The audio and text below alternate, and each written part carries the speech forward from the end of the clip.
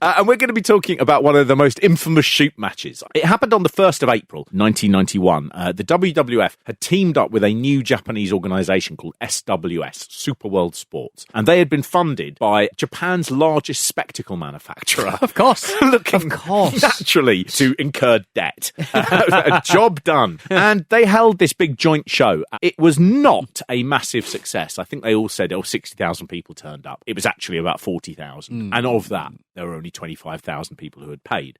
So, bizarrely, about a week before this match was WrestleMania 7. And Koji Kitao and Genichiro Tenryu had gone over to WrestleMania with absolutely no build-up. And they'd beat Demolition in a match that we've seen and do not remember. Just a sort of weird thing. There was no sense of them being stars. They were just put in there, and the crowd are like, who are these guys?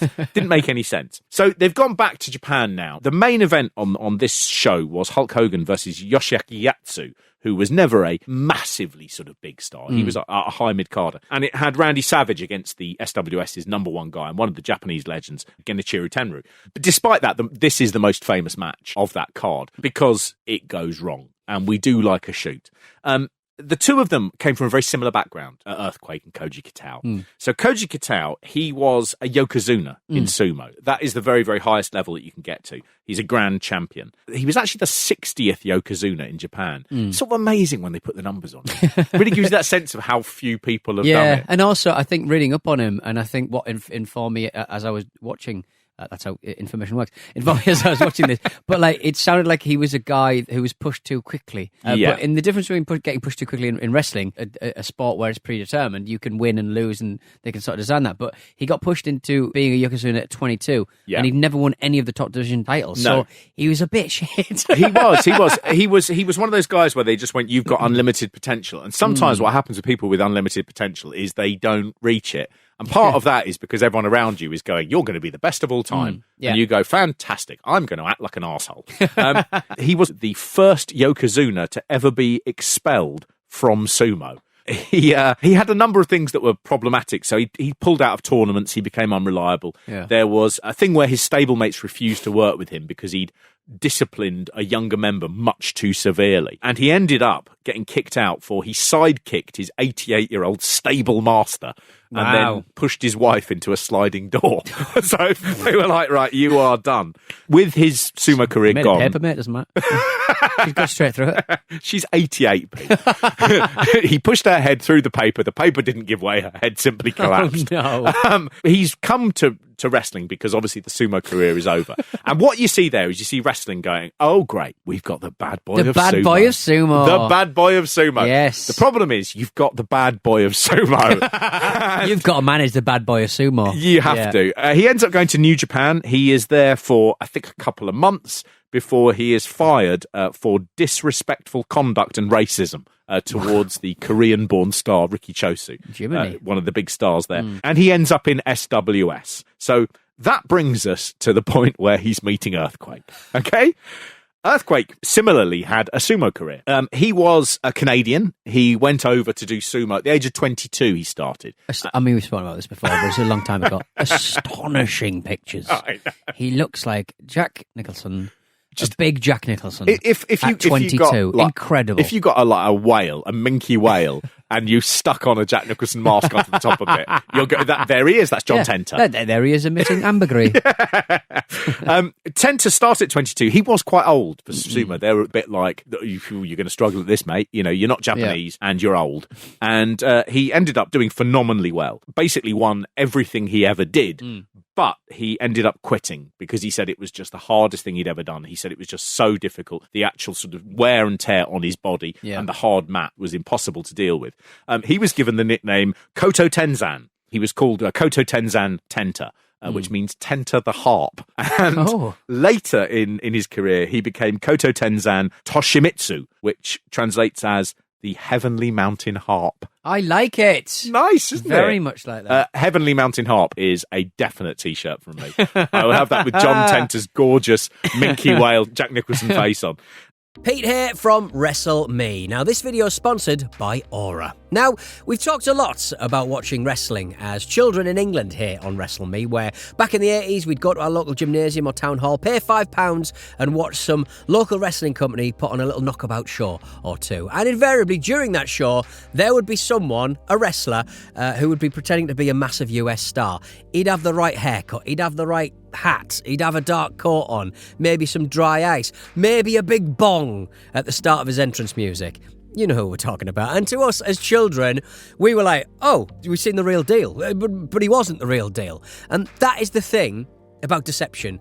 When you find out the truth, it makes you feel cheated. Think about the number of spam calls or texts you receive every single day of your life. Have you ever found yourself on the phone talking to someone and on the other end, this person really seems to know a lot about me, even though you've never met? Well, it doesn't have to be this way, because Aura, along with leading identity theft protection tech that monitors your data across billions of data points across places like the dark web and others, it gives you a data broker opt-out. The data brokers are the guys that buy and sell your data, and Aura can help you remove your personal information from their grubby little mitts. They offer an antivirus, Aura VPN has military-grade encryption, and so much more. I get this all in one app at one affordable price. I'm not leaving myself and my family vulnerable to data breaches and brokers, and if you don't want to either, you can get yourself to aura.com/WrestleMe to try 2 weeks for free. That's aura.com/WrestleMe to try 2 weeks for free. That'll be enough time for Aura to find out if any of your personal data is exposed, and I think you'll probably be surprised at the results. That's aura.com/WrestleMe, or just use the QR code you can see on screen right now. So the basic story on this is that Koji Kitao, the bad boy, is throughout his career nothing but disruptive and difficult and just awful. But the way the story is always told is that he became uncooperative because he did not want to lose a match to John Tenta. Yeah. Because he said, oh, you know, you couldn't beat me legitimately. Why am I losing to you in pro wrestling? This story is accepted. Everyone says, yes, it's Koji Kitao. Do you know what, Pete? I watched this, and yes, he had a reputation, right, for being a shit, for being chippy and arrogant and all of those things. Yeah. But sometimes people can be shitty to a shit. I just wanted it to kick off, Mark. Yeah. There was a lot of, come on, just both of you big, gigantic 6'7" monsters, just stop. Tenta, I think he's chewing tobacco or something. He's chewing something. Do you know what I think that is? I think that's proper adrenaline. I honestly, yeah, you reckon? I've never seen him chew in a match before, but I think that is him just... Right. It's thrilling, isn't it? It's proper good. It's so funny how by not doing anything, you immediately go, but this is real. Yeah. How is that? Well, because most fights are that. It's just, come on then, you come over here, come on then. It's just that. Come here and soda. You! I watched this back, and for the first time, it was like a penny just dropped. And what you can see is that Earthquake starts all of this shit. Right. So when they start, he goes in really hard in just a collar and elbow tie-up. Really, really hard. Yeah. And he looks really serious and cross, like from the word go. Right. And Koji Kitao, you can see that he's sort of not aware of it yet. And it's like he's gone in, someone said he's going to try and mess you about tonight. And Earthquake is like, well, I'll fucking sort him out. Yeah. And Koji Kitao, they're doing a test of strength and everything. And Koji Kitao, you can see him sort of looking at him going, are we all right here? He's sort of doing his thing and he's not very good at it. But you can see him just sort of going, he's not really helping me, and I don't quite get it. There's a moment after the test of strength where suddenly Koji Kitao is like, oh, right, okay, you're being funny. You're being difficult with me. And it's turned the whole thing on its head. As soon as you notice that, you realise there's a bit where John Tenta suddenly picks him up and does a legitimate like judo throw on him. Yeah. And that's the moment where Koji Kitao goes out and he picks up a table and he smashes it. Yeah. Because I think he's had that weird thing like you get if you've ever been in a proper fight, where you just go, oh shit, I was right, it is happening. Yeah. You know? And he's just like, I was giving you the benefit of the doubt throughout this, and actually, you're being a prick. It's just amazing. The bit where he goes out, the commentators realise something's going wrong, and one of them just goes, this strangulated noise. Well, because he knocks the bell off the table and then throws the trestle at the ring. I think there, what that is not Koji Kitao being a big baby. Like, I'm fed up with all of this. I don't want to lose. That's Koji Kitao going, I think they've set me up. I think they've fucking set me up. And he's found himself in a ring that he is not familiar with an opponent who he is not familiar with, who is taking advantage of him. And he's thinking, I haven't been in this sport long enough to know what to do in this situation. But what he does know, and he's absolutely right about, is backstage they hate him. Right. The big rumour is that the great Kabuki, who was a sort of older Japanese wrestler, was very, very keen for Koji Kitao to start shooting against Earthquake so they could fire Koji Kitao. He just had a bad attitude. And so the rumour is that Kabuki said to John Tenta, go out there, be really stiff with him, and he'll lose his temper, he'll start shooting, and then we can fire him. Now, I've always heard that story and thought, well, that sounds bullshit, because... Yeah. If you were John Tenta, you're just like, mate, it's all very nice to hear that you've got problems with your workers on the other side of the world. I'm not here to sort it out for you. I would love to help. And honestly, I would if I was an employee and you were going to pay me extra and I knew what this guy was. I'm not doing any of this. Yeah, because he looks my size, and very few people are my size. Yeah. Very few people are 6'7", which is what I am. Yeah. I'm massive. But you're great sumo. You could take him. He thinks he was saying he was the best sumo just because he was the 60th Yokozuna. Well, let me stop you there. That's why I'm not doing it. Right. Yeah. Okay. I think Tenta did do it. If that story is true, I think Tenta does do it because he goes in much too hard continuously. When Koji Kitao, having gone outside and thrown the table in a sort of thing about, it's just like a Godfather moment where it's like, you've set me up. I didn't see it coming, and look at me, I've been folded like a putz. He comes back in, and I think it's his way of saying to Tenta, I see through you, and I see what you're doing, but be aware that I'm aware of what you're doing. Yeah. You know? So hopefully you think, well, it will diffuse. Koji Kitao goes back in there, and he does an armbar on Earthquake, and Earthquake just goes, fucking go, smacks him as hard as he can. And that's the moment where you just go, you are the problem here, Earthquake. And John Tenta is supposed to be one of the great guys in wrestling. You know, everybody really liked him. Everyone's got good words to say about him. And in this, for the first time, it's like, Jesus Christ, how have I watched this so many times and not noticed that Earthquake is basically the world's biggest shit in this? I mean, what happens then is Koji Kitao, he goes for a kick. He's like, right, I'll fucking kick you. And that happens and the crowd are like, whoa! The crowd are chanting Tenta, Tenta, Tenta as well because Koji Kitao has got this reputation. テンタも全日本にいる頃はちょっと決めないとこありましたけど、WWF 入ってハルク・ホーガン病院送りにしたあたりから And so I think when it all goes wrong, they're like, he's being a baby. Yeah. It's so unfair. Earthquake starts slapping his hands away when they come near, and then Koji Kitao does something which everyone always says, he goes for Tenta's eyes. Yeah, he does. He sort of like tries to stab his eyes. I would say this is in the long circling section they do, which is, it sounds so boring. Two big fat men circling each other and not taking their eyes off each other. It is electric. It's horny. Oh, it's so fucking horny. Banging. And Koji Kitao suddenly makes a jab for Earthquake's eyes. And the crowd are like, you shit, you know? I would argue that going for someone's eyes like that is not an offensive move. It's a defensive move. You don't go. This is a big read, right? Sure, you don't go, I'm coming for your eyes with my little fingers. Right, okay. That is a thing going, if you come for me, I will go for your eyes. That is a big thing. There's a bit where, as they get closer, you can hear John Tenta shouting. All I hear is pro wrestling. Yeah. He says at one point, who do you think you are? This is pro wrestling.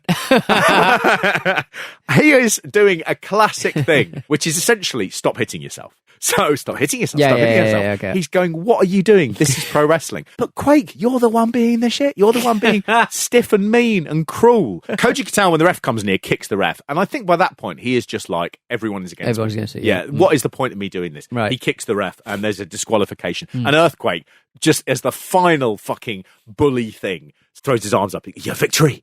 Like that, right in front of Kitao's face. I won. And it's just, you awful pricks. You awful pricks. What you don't see in the clips on YouTube, because obviously it was released as part of the sort of overall show, so they cut it very quickly. Right. Once Koji Kitao managed to get the microphone. He grabbed the microphone and he said to the audience that wrestling was fake. He said that John Tenta would never be able to beat him. The Japanese wrestlers came down and began to try and restrain him and grab the mic off him. But he said, no, it's all fake. It's all fake. He was fired and he was largely blackballed from professional wrestling. There was real concern in Japan at the time that Koji Kitao might go out in public and start saying wrestling is fixed, wrestling is fake. Right. Because at the time, kayfabe in 1991 in Japan was still pretty strong. So there was real fear he'd do that. He's always, whenever people talk about him, they always talk about how arrogant he was and how chippy, and he'd come into a dressing room and he'd act like he was above everyone else. I mean, there is a slight thing there about going, he sort of was, wasn't he? You know, you'd be sitting next to, I don't know, someone dressed the fucking gobbledygooker, and you might think, you know, I was hoping my life would be slightly different to this. But I don't think anyone's going to argue he was good. I just think all I'm saying is justice for Koji Kitao in this one match. It is too late for him. Koji Kitao, he died in February 2019. He was aged 55, had renal failure. He'd been told basically if he agreed to have both his legs amputated, then they could prolong his life. But his wife decided that she'd rather just look after him at home without going through all that surgery. And it's an odd thing when you just sort of see that, you go, oh, I wonder if he had a call in that. I mean, I shouldn't imagine being married to Koji Kitao was necessarily a bundle of laughs. No, exactly. But I don't know, do you know what? The life-saving thing, it sounds good, but I've got a better idea.